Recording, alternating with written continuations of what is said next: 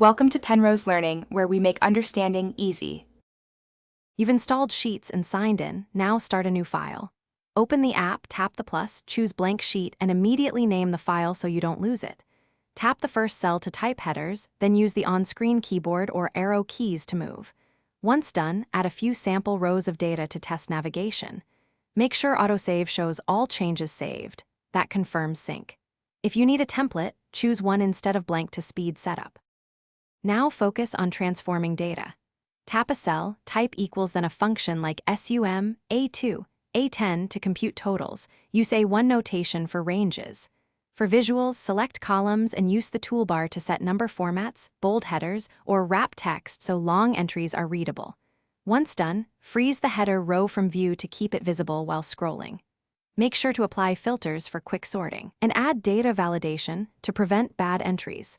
These steps make Sheets reliable on a phone. Finish by sharing and securing your work. Tap Share to invite collaborators, choose permission levels, and optionally add a message.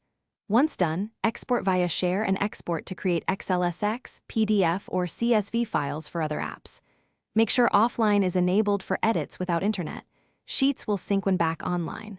If something goes wrong, like changes not syncing, check your connection first, then force sync or clear the app cache. That single troubleshooting tip resolves most mobile sync issues.